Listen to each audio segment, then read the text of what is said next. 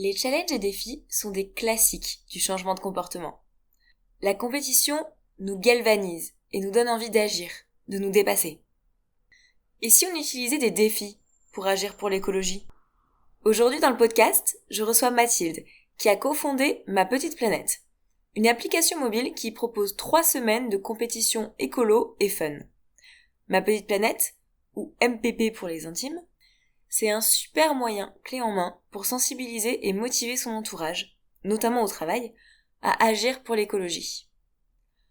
On écoutera aussi le témoignage d'une joueuse de Ma Petite Planète au travail, qui nous racontera comment elle s'y est prise et ce que ça a changé avec ses collègues. C'est parti pour les défis.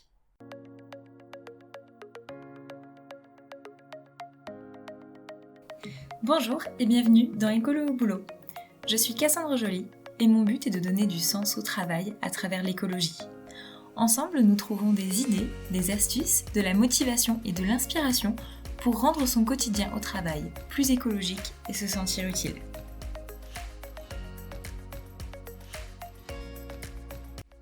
Bonjour Mathilde et bienvenue dans Écolo au boulot. Donc Mathilde, tu es cofondatrice de Ma Petite Planète, l'application qui permet de se challenger sur des défis pour l'écologie, la planète, mais aussi la solidarité. Alors, est-ce que tu peux nous présenter ce que c'est Ma Petite Planète exactement ? Bonjour Cassandre, merci pour l'invitation. Donc Ma Petite Planète, c'est une association qu'on a créée il y a 2 ans et demi maintenant avec Clément et Christian, sur la base du constat que sensibiliser nos amis, notre famille avec des arguments rationnels, c'était pas toujours suffisant et nos discussions ne donnaient pas toujours quelque chose de concret derrière. Donc c'est pour ça qu'on avait envie de créer tout un univers de jeu, quelque chose de ludique, pour fédérer autour de ces thématiques-là et parler de ces sujets-là d'un ton un peu plus positif que ce qu'on a l'habitude d'entendre. Et donc, on a créé un challenge de 3 semaines qui s'adresse à la fois au grand public, donc les personnes qui ont envie de sensibiliser leurs amis, leurs familles, mais également aux entreprises qui veulent sensibiliser leurs collaborateurs et collaboratrices. Et puis, il y a un format de jeu scolaire qui s'adresse à tous les enseignants et enseignantes qui ont envie de sensibiliser leurs élèves. Et donc, en quelques chiffres, donc là, aujourd'hui, on est 25 dans l'association. Il y a 8 personnes qui viennent de nous rejoindre, sachant qu'on était tous les 3 bénévoles au début de l'aventure. Et puis, en termes d'édition, sur la dernière édition adulte, on a rassemblé plus de 9500 personnes, avec une moitié de participants et participantes qui venaient d'entreprises. Donc, il y avait 65 entreprises qui ont participé, entreprises et collectivités. Et sur la version scolaire, ça va 3 fois plus vite. Il y a eu plus de 100 000 élèves. Sur la version scolaire, ça va 3 fois plus vite puisqu'il y a eu plus de 30 000 élèves qui ont participé simultanément sur cette dernière version scolaire. Ok, trop bien. Et donc toi, tu t'occupes aussi de la partie entreprise chez Ma Petite Planète ? Exactement, je coordonne l'équipe qui accompagne donc les entreprises, les collectivités et les universités qui participent sur la version adulte. Ouais. Et c'est vrai que je suis contente de t'accueillir pour parler de ça parce que je trouve que c'est un sujet qui est très pertinent en entreprise pour aborder le sujet de l'écologie et de la solidarité un peu pour la première fois, mais c'est efficace à la fois pour renforcer les liens entre collègues et les inciter à changer de comportement, y compris sur le lieu de travail. Il y a des effets rebonds forcément, donc on va parler de tout ça. Juste, je me demandais pourquoi est-ce que pour sensibiliser, vous avez choisi de faire quelque chose sous forme de challenge avec des équipes, avec une application. Pourquoi ce choix-là ? Alors la volonté de créer des équipes c'était vraiment l'envie de créer une démarche collective. On avait envie que les gens se rassemblent, se réunissent, discutent de ces sujets-là, se rendent compte que peut-être leur voisin, leur ami, un membre de leur famille dont ils ne soupçonnaient pas la sensibilité à ces thématiques-là était justement sensible à ces sujets et avait envie d'avancer sur ces thématiques. Et le format jeu, tout simplement parce qu'en fait, on s'est aussi inspiré d'une application qui existe autour du foot, qui fonctionne très bien, et on s'est dit en fait il faut qu'on crée le mondial de l'écologie, il faut que l'engouement autour de ces thématiques-là soit aussi fort, voire plus important que ça peut l'être sur le foot, sur le sport, parce que c'est un enjeu incontournable aujourd'hui. Et en fait, les mécaniques de jeu, ça a l'avantage de faire passer certains messages de façon plus fluide, plus positive et d'être d'être dans une démarche plus grand public. On va pouvoir rattacher des personnes qui sont peut-être éloignées de ces sujets, qui sont pas forcément sensibles et qui, parce que c'est un jeu, parce qu'on gagne des points, parce qu'on joue avec ses collègues, par exemple, vont se prêter au jeu et vont avancer, se sensibiliser sur ces thématiques. Ouais, on le voit pas comme il faut faire des éco-gestes, c'est chiant, mais il faut les faire. Exactement. Faire un jeu ensemble. L'objectif, c'était de pas être sous un mode contraignant et culpabilisant, mais au contraire de renverser la tendance et de dire, bah, en fait, parler d'écologie, ça peut être fun, ça peut être drôle et la preuve par l'expérience. Bon, et au vu de l'actualité, il faudrait peut-être que les joueurs de foot jouent à Ma Petite Planète, que ça se renverse une deuxième fois. Je suis d'accord. Alors, on a parlé de ligue, d'équipe, etc. Il faudrait peut-être préciser exactement comment ça fonctionne. Donc, on a un animateur qui crée une ligue, qui répartit les participants dans 2 équipes et qui va les pousser pendant 3 semaines à réaliser des défis. Comment ça se passe concrètement, le challenge? Donc, par exemple, dans une entreprise, concrètement, ça va être un porteur ou une porteuse de projet, pardon, qui va nous solliciter. Et donc, on va, en fonction de la taille de la structure, créer 5, 10, 15, 20, ça peut être des centaines de ligues en fonction du nombre de personnes qu'on a envie d'embarquer. Et effectivement, pour créer ces ligues, on a besoin d'un ambassadeur ou d'une ambassadrice. Finalement, c'est un terme qui signifie un super chef d'équipe qui va motiver les troupes, qui va leur donner envie de participer, rebooster les personnes qui, par exemple, n'auraient pas encore validé le défi.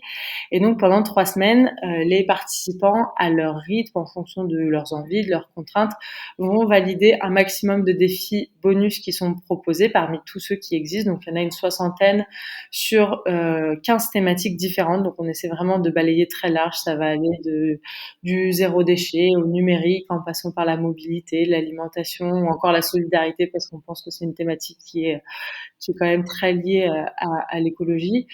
Et donc, l'objectif, c'est que chacun valide des défis pour marquer des points pour son équipe. Et donc, à l'issue des 3 semaines, on regardera qui ont été les meilleurs participants et participantes ou les meilleures ligues. De ce qu'on a envie de voir. Donc, il y a un gagnant par ligue et puis il y a un classement interligue aussi. C'est ça, donc chaque ligue va pouvoir voir qui a été le grand vainqueur de sa ligue. Dans les entreprises, on pourra avoir également le classement entre les participants et entre les différentes ligues. Et puis, il y a le classement général de l'édition qui rassemble donc les milliers de participants. Et donc là, l'objectif, c'est d'aspirer au titre de grand zizou de l'écologie. Mais pour ça, il faut valider tous les défis, je pense, sur la dernière édition. Ceux qui ont gagné avaient tout validé. Donc c'est assez, faut être motivé pour les battre. Ok, bon, bah vous êtes prévenus. Mais même si on finit pas premier de l'édition, c'est pas grave, on peut quand même gagner l'équipe d'en face et c'est déjà très satisfaisant. Exactement. Moi, de mon expérience, je me souviens que ça demande aussi un certain engagement d'être chef de ligue, ambassadeur. Je me souviens que j'étais assez, quand on manque un peu de temps, j'étais contente parce que vous proposiez des messages un peu tout prêts. Il y avait quasiment plus qu'à copier-coller dans la messagerie de groupe. Comment est-ce que vous aidez les animateurs, les ambassadeurs des ligues à dépasser les obstacles qu'ils peuvent avoir, surtout en entreprise où souvent le facteur temps, c'est la première contrainte. Comment est-ce que vous les aidez à pouvoir organiser ça malgré tout? La première étape pour leur faciliter la tâche, ça va être de faire en sorte que les joueurs eux-mêmes soient complètement autonomes. Donc, on a beaucoup développé l'application en ce sens. On fait également une présentation du challenge à l'ensemble des collaborateurs et collaboratrices qui y sont intéressés, qui ont envie de participer, pour leur expliquer tout le déroulé, les règles du jeu et qu'ils puissent prendre en main l'application de façon assez simple. Et puis, on propose une formation aux ambassadeurs pour leur expliquer quel va être leur rôle et leur donner un peu les bons outils, les bonnes astuces pour motiver les troupes au bon moment. Et il y a une personne de l'équipe Ma Petite Planète qui va être en lien direct avec les ambassadeurs, justement, comme tu le disais, pour lui mettre à disposition des messages clés si besoin, auxquels ils vont avoir accès directement depuis l'application dans leur kit ambassadeur et ambassadrice. Donc ça, c'est des informations qu'ils peuvent utiliser s'ils voient, par exemple, qu'il y a certains joueurs qui sont un peu moins actifs que d'autres. Après, généralement, la dynamique comprend plutôt bien et du coup leur rôle n'est pas toujours nécessaire en termes de temps et d'implication. OK. Et pour continuer sur ce sujet de quand on joue en entreprise, hem, qu'est-ce qui enfin, si on a envie de lancer Multiplan dans son entreprise, voilà, pas sûr, que de réussir à embarquer, sa direction, même ses collègues. Toi, de ton expérience, qu'est-ce qui intéresse les entreprises dans Ma Petite Planète et comment est-ce que tu arrives à les convaincre de proposer ce challenge à leurs équipes? Donc nos interlocuteurs ou interlocutrices principaux, ce sont les responsables RSE ou des pôles développement durable. Et donc généralement, ce qu'on leur explique, c'est que le fait de participer au challenge Ma Petite Planète, ça va leur permettre d'impulser la démarche en impliquant les collaborateurs dès les prémices du projet, ou alors ça va leur permettre de faire adhérer les salariés à une démarche déjà existante et qui puissent contribuer, participer à cette feuille de route pour aller plus loin dans cette démarche RSE. Ça va aussi permettre, et ça c'est important, c'est de créer du lien, de permettre de créer de la cohésion d'équipe entre les salariés, ce qui va aussi faciliter la communication ensuite en interne sur des projets plus professionnels parce qu'on aura facilité la communication entre les salariés tout au long de l'édition autour d'un dénominateur commun qui ici est la planète. Et puis en termes de communication, ça permet aussi de communiquer en interne sur les avancées et les engagements que prend l'entreprise qui sont valorisés par les salariés. Aujourd'hui, c'est quelque chose à côté duquel les entreprises ne peuvent pas passer. Il y a beaucoup d'études qui le montrent qu'une majorité de collaborateurs sont sensibles à ces enjeux-là et rejoignent des entreprises qui sont engagées de ce point de vue-là. Et puis enfin, pour certaines, ça va leur permettre de communiquer aussi en externe sur ce que font leurs salariés et sur les engagements qui ont été pris en interne. Donc il y a plusieurs aspects, je dirais, c'est à la fois l'aspect impact et poursuivre la démarche RSE, mettre en place une feuille de route, impliquer les collaborateurs, faire en sorte de créer du lien entre les salariés, c'est en fait un team building qu'on va mettre en place et puis enfin pouvoir communiquer à la fois en interne et en externe si les entreprises le souhaitent. Mmh. Et je pensais à autre chose, dis-moi si c'est pas le cas, mais ça peut aussi permettre aux directions des RSE de repérer les collaborateurs qui peuvent être ressources pour mettre en place des projets ou s'ils ont besoin, eux, d'ambassadeurs sur leurs projets RSE, à diffuser dans l'entreprise. Ben, voilà, ils identifient assez facilement comme ça des personnes sur qui ils pourraient s'appuyer parce qu'elles sont sensibles au sujet. Exactement, c'est ce à quoi je pensais et tu fais bien de le préciser quand je parlais d'impulser la démarche RSE. Justement, c'est engager un maximum de personnes et justement les ambassadeurs, c'est tout l'intérêt en fait d'avoir des personnes qui se sentent investies de la mise en place du challenge Ma Petite Planète, c'est que ces personnes-là, après potentiellement, elles vont être intéressées pour participer à ces projets, à la mise en place d'une démarche RSE. Et nous, à la fin du challenge, c'est une des questions qu'on pose dans notre questionnaire de satisfaction, c'est est-ce que vous avez envie de vous impliquer davantage sur ces thématiques-là et d'aller plus loin au sein de votre entreprise? Et une majorité de personnes, on va être autour de 60%, nous disent que oui. Après, il y a une partie des réponses qui sont peut-être, j'aurais peut-être envie de m'engager, ça dépend des sujets. Et c'est vraiment une toute petite minorité qui nous dit que finalement non, ils ont été ambassadeurs parce que c'était rigolo et parce qu'ils avaient envie pour ponctuellement. OK. Et est-ce qu'il y a, enfin, quelle différence il va y avoir entre la version grand public et la version entreprise, à part, ben, voilà, justement, savoir, qui sont les salariés qui voudraient continuer à s'investir sur le sujet?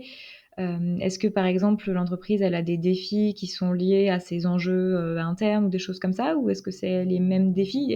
Et d'ailleurs, si tu peux donner des exemples de défis, je pense que ça permet de mieux visualiser ce qui nous attend. Alors en fait, donc nous, le modèle de l'association, c'est que la participation, notamment financière des entreprises, c'est ça qui va nous permettre de développer d'autres projets et notamment de proposer le challenge au grand public gratuitement, donc aux personnes qui veulent sensibiliser leurs amis et leurs familles et aux enseignants et enseignantes qui souhaitent sensibiliser leurs élèves de la maternelle jusqu'au lycée. Donc en fait, le format adulte, il a été aussi conçu pour les entreprises de prime abord. Et donc en fait, les défis dans la façon dont ils sont rédigés, ils sont adaptés au fait de réaliser les défis dans l'entreprise. C'est un un exemple, ça va être faire un ramassage de déchets dans la nature. Typiquement, on peut le faire avec ses collègues, soit pendant la pause déj, soit sur un temps qui va être dédié à cette activité-là, et on peut le faire aussi sur son temps perso. Ou alors, ça va être s'impliquer ou essayer de mettre en place une initiative écologique au sein de son entreprise. Donc, très régulièrement, il y a des personnes, par exemple, qui vont qui vont s'attaquer au sujet des déchets, que ce soit un sujet récurrent au sein des entreprises. Et donc ça, on peut le faire au sein de son entreprise, mais on peut aussi le faire au sein d'une association à laquelle on appartient, ou alors chez soi pour les personnes qui jouent sur la version grand public. Donc il y a toujours plusieurs options pour valider un même défi, pour que ça s'adapte à la fois au monde de l'entreprise et à la fois aux personnes qui souhaiteraient réaliser des défis chez elles. Et puis pour les entreprises, elles ont des défis qu'elles peuvent personnaliser. Donc il y a 3 défis qui peuvent être personnalisés, et donc c'est là où elles vont pouvoir faire le lien avec leur secteur d'activité, avec des thématiques qu'elles ont envie de pousser en interne. Et puis enfin, il y a des fonctionnalités qui ne sont propres qu'aux entreprises, c'est-à-dire que les porteurs de projets en interne, ils vont avoir accès à un espace sur lequel ils vont pouvoir inscrire les participants et participantes de façon plus facile, voir qui est inscrit, avoir un dashboard de ce qui se passe tout au long de l'édition. Donc, ils pourront voir l'avancée des participants, quels défis ont été les plus réalisés, quel impact ils ont eu à la fois en termes de carbone, en termes de déchets ou en termes d'eau. Et donc ça, c'est des données auxquelles ils ont accès au jour le jour. Et puis enfin, sur l'application, il y a un onglet du classement avec les joueurs propres à l'entreprise pour qu'ils puissent identifier facilement le classement de leur ligue et de leurs joueurs, et pas devoir passer par le classement général. Ok, et ben c'est très clair. Il y a aussi une partie Ouais. dont j'ai peut-être pas parlé, indéniable et indispensable pour le lancement des ligues en entreprise, ça va être tout l'accompagnement. En plus des fonctionnalités différentes qui peuvent exister, il y a des personnes au sein de l'entreprise qui font partie du pôle entreprise, qui accompagnent toutes les entreprises participantes à la fois en amont sur tout ce qui va être mise en place, communication et organisation. Pendant l'édition, la personne dédiée à telle entreprise va être là en support des ambassadeurs pour envoyer également des points d'étape et faire le bilan tout au long de l'édition. Et enfin, il y a toute une partie restitution avec une cérémonie de clôture et un bilan d'impact associé au challenge qui est remis aux entreprises participantes. Ok, ouais, donc ça permet de bien valoriser ce qui s'est passé pendant ces 3 semaines. Exactement. D'ailleurs, c'est un challenge qui est limité dans le temps, hein, forcément, on peut pas être constamment en challenge, il faut bien qu'il y ait un gagnant au bout d'un moment. Mais l'objectif, ça reste, enfin, c'est pas quand même que on devienne de parfaits petits écolos pendant 3 semaines et puis ensuite qu'on arrête tout. Comment est-ce que vous faites à la fois sur les versions grand public et peut-être entreprise aussi pour penser un peu plus long terme, pour essayer de faire en sorte que les comportements vertueux, ils perdurent hors challenge? Dans les entreprises, pour faire en sorte que la démarche perdure à l'issue des 3 semaines de challenge, on va s'appuyer, comme tu le disais tout à l'heure, sur les ambassadeurs et ambassadrices qui sont de super alliés, non seulement pour la mise en place, pour le déploiement d'une stratégie RSE, mais aussi pour pérenniser les bonnes habitudes qui auront été prises. Et donc, ces ambassadeurs, on va faire en sorte qu'ils se sentent impliqués dès le début de la démarche. C'est pour ça qu'ils ont ce rôle-là. Et puis, on va leur mettre en place on va leur mettre à disposition, des outils pour qu'ils puissent poursuivre la dynamique. Donc, il y a par exemple un calendrier de défis un peu plus long terme parmi lesquels ils peuvent piocher pour poursuivre la dynamique avec les collaborateurs et collaboratrices en interne. Il y a tout un ensemble de partenaires qu'on met à disposition. Si par exemple on a envie de creuser la thématique des déchets, on peut faire appel à nos partenaires, ou la thématique de l'empreinte carbone par exemple. Ce sont pas des partenariats commerciaux, simplement des partenariats pour leur donner de la visibilité, parce qu'on sait que ce sont des acteurs pertinents, et pour faciliter aussi la tâche à nos interlocuteurs qui ont envie d'aller plus loin dans leur entreprise. Donc il y a tout un ensemble d'outils qu'on va mettre à disposition. On est aussi à disposition pour faciliter le fait de créer un collectif, que les ambassadeurs et ambassadrices continuent de se réunir, continuent de s'impliquer sur ces sujets-là. Et donc là, on va pouvoir aussi accompagner les entreprises pendant et après l'édition pour faire pour mettre en place ce collectif. Et sur la version grand public, nous, on va essayer de faire en sorte que les gens continuent, les participants continuent de discuter de ces sujets-là et créer une communauté. Et donc, ça va passer à la fois par les réseaux sociaux qui existent, par les ressources qui sont mises à disposition sur le blog et auxquelles peuvent contribuer les participants. Il y a tout un ensemble de choses qu'on essaie de mettre en place et puis on continue de développer des nouveaux outils et de réfléchir à ces sujets-là parce que je suis tout à fait alignée avec toi. L'objectif, c'est vraiment 3 semaines, mais pour aller plus loin par la suite et pour garder les bonnes habitudes. Ouais, complètement. Et si on veut imaginer ce que ça peut donner aussi en termes de quels changements peuvent advenir dans l'entreprise grâce à ce challenge, est-ce que tu aurais connaissance d'entreprises dans lesquelles le challenge ça a permis de lancer des démarches plus ambitieuses ou dans lesquelles il y a eu des scores, je sais pas, de réduction de CO2 très intéressantes par certains leviers. Enfin, voilà, qu'on se dise, ok, en fait, pendant 3 semaines, on va faire des éco-gestes, on va être sensibilisé à la question. Mais derrière, ça donne quoi? Alors, on a plein de témoignages à la fois sur le site internet, à la fois sur les réseaux sociaux. On a essayé de les recenser pour pouvoir les partager régulièrement quand on nous pose cette question. Donc, il y a plein d'informations qui sont déjà disponibles et de personnes qui ont témoigné. Et je pense que c'est ça l'exemple le plus fort. Un exemple qui me vient en tête, c'est le groupe Vive3. C'est un acteur de l'ESS. Ils sont dans le secteur de la santé. C'est un très grand groupe. Ils avaient accompagné énormément de salariés et ce qui était très chouette, c'est qu'ils avaient aussi fait participer des résidents d'EHPAD, parce qu'ils ont des EHPAD et des travailleurs d'ESAT. Donc c'était vraiment, ça a vraiment permis de créer du lien à la fois entre les salariés et entre les résidents et les travailleurs. Et en fait, à l'issue du challenge, ils ont mobilisé toutes ces personnes-là et là, ils ont poursuivi sur la thématique des déchets. Donc, ils ont mis, ça fait partie de leur feuille de route. Ils sont en train de creuser cette thématique, notamment avec un de nos partenaires, parce que c'est un gros sujet dans le secteur de la santé, les déchets. Et donc, ils se sont attelés à ce sujet-là à l'issue des 3 semaines de challenge. Et puis, je pense qu'on les reverra bientôt sur une prochaine édition pour sensibiliser ceux qui n'ont pas encore participé. Ouais, c'est vrai que c'est assez chouette. Moi, je suis en train d'imaginer une mamie en EHPAD avec son savon zéro déchet. Non, c'était très intéressant.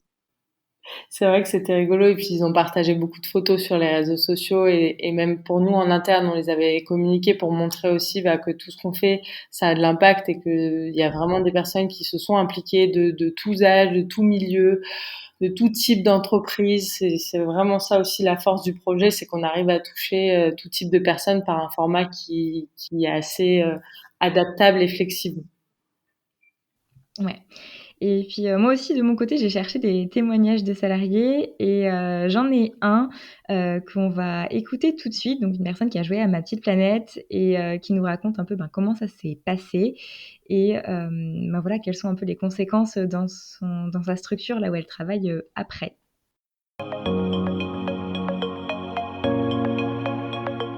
Bonjour, moi je suis Florina et je suis bénévole chez Ma Petite Planète depuis 2021. J'y ai joué les 5 dernières éditions et c'est toujours un grand plaisir de jouer et d'embarquer des gens. J'ai joué avec ma famille, des amis, des collègues, des inconnus, en espagnol, en français, un peu de tout. Récemment, donc en mai, j'ai décidé de lancer le jeu avec mes collègues. Et comme je venais juste d'arriver dans la structure, je savais pas trop comment leur proposer, je connaissais pas tout le monde. Et finalement, je me suis lancée, j'ai collé une affiche dans la salle cuisine avec un tableau pour qu'ils s'inscrivent dans une équipe. Et en parallèle, j'ai envoyé un mail explicatif et j'en ai parlé à ceux que je croisais dans les couloirs, assez timidement, je dois l'avouer. Et finalement, j'ai réussi à avoir une quinzaine de personnes intéressées par le jeu. Donc c'est déjà pas mal parce qu'on est une trentaine dans ma structure. Donc 15-16, c'est vraiment bien. Le jeu, il est à la fois soudé les salariés, puis moi, ça m'a facilité mon intégration au travail. Et, pendant les 3 semaines, j'ai des collègues qui ont vraiment bien joué le jeu, ils ont tout donné. Il y en a qui ont eu qui ont eu beaucoup de points, un bon classement. Et puis d'autres qui ont un peu moins participé, mais qui ont quand même participé à certaines choses et validé des défis. Je vais vous lisser du coup quelques réussites grâce à ce jeu. Déjà, on a organisé un petit vide-maison, troc, et on a donné tout ce qui restait à la ressourcerie. On s'est offert des plantes. On a une personne du groupe qui a arrêté de manger chez McDo pendant les 3 semaines, alors qu'il y allait toutes les semaines à la base. Donc il a décidé de faire des hamburgers maison plutôt qu'aller au McDo pour pas perdre des points. On est plusieurs à avoir participé à une conférence sur les déchets marins. C'était proposé par le Festival de l'écologie. Et on a gagné plein de points à notre équipe. Et puis on a fait un petit résumé aux autres de ce qu'on avait compris. On a beaucoup échangé sur nos actions qu'on faisait au quotidien. On s'est donné des conseils sur l'éco-conduite, sur la limitation de nos déchets. On a arrêté d'aller en voiture pour aller chercher de la nourriture. Maintenant, on va à pied. Je pense que tout le monde va à pied. Je sais pas si c'est toujours d'actualité. Et puis hier justement, j'ai reçu un mail collectif d'un collègue qui demandait à ce qu'on mette un compost et qu'on en parle à la prochaine réunion. Donc évidemment plein d'autres choses, mais c'était vraiment une expérience géniale et ils sont tellement contents qu'ils veulent recommencer en septembre, le 26, puisqu'on est arrivé à égalité et ils veulent la revanche. Voilà pour mon expérience de MPP au travail.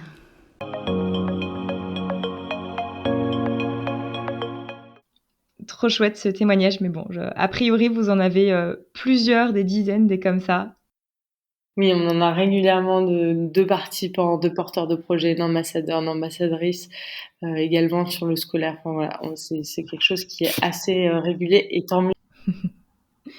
Trop bien. Du coup, je voulais qu'on finisse avec, que pour finir, tu nous expliques comment ça se passe concrètement si on veut lancer le challenge Ma Petite Planète avec ses collègues dans son entreprise. Combien de temps à l'avance il faut s'y prendre?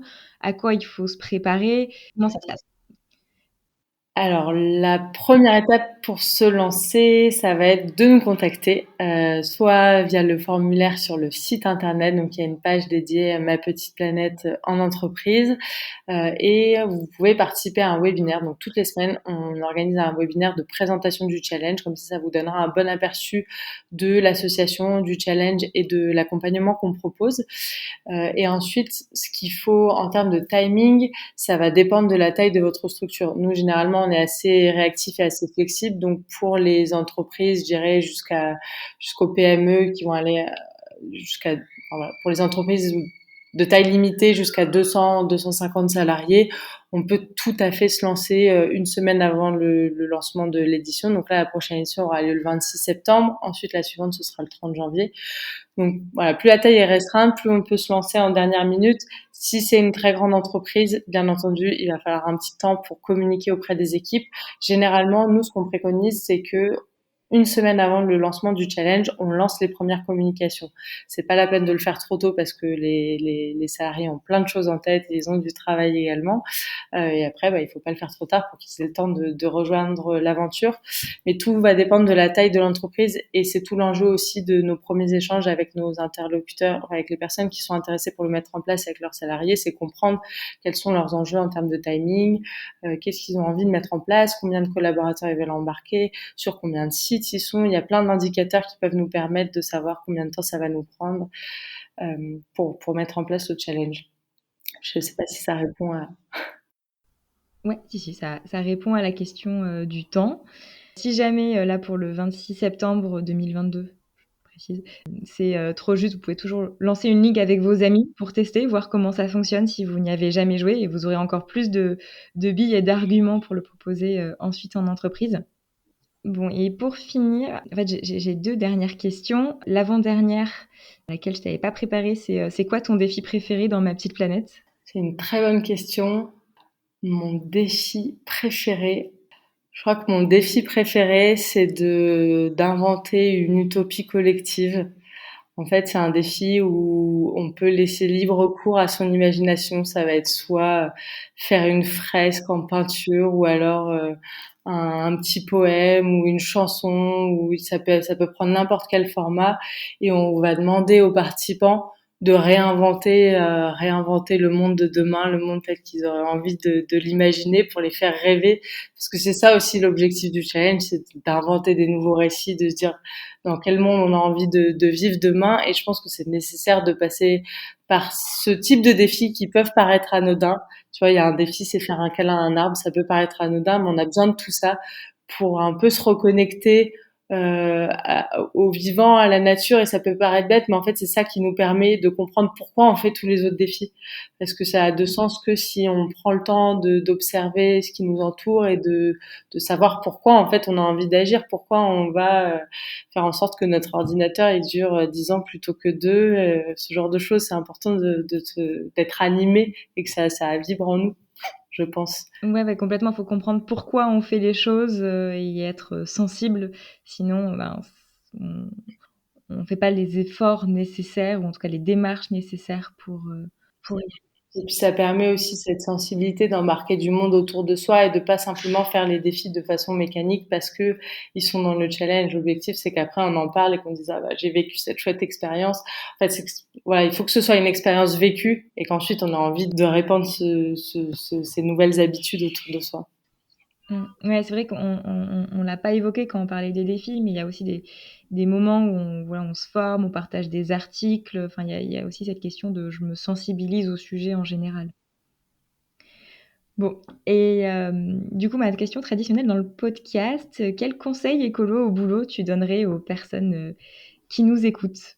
Je leur dirais d'en parler, en parler, en parler, se réunir. Et je pense qu'en fait, c'est avec ces collègues que ces personnes, que vous êtes les mieux placés pour identifier quels sont les freins, quels sont les blocages, quelles sont les choses qui pour vous ne tournent pas forcément rond, que vous avez envie de faire bouger au sein de votre entreprise.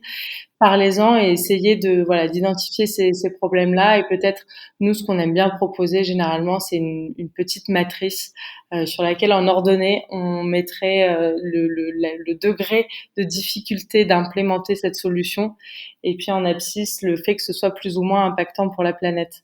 Et donc, en fonction de ces deux axes-là, essayez de voir parmi tout ce que vous avez identifié, qu'est-ce que vous pouvez mettre en place à votre échelle, qu'est-ce qui peut être mis en place mais qui va nécessiter d'avoir du renfort d'autres départements ou alors l'implication de la direction. Voilà, c'est vraiment ça que je conseillerais. Réunissez-vous et essayez de trouver des solutions ensemble. Super.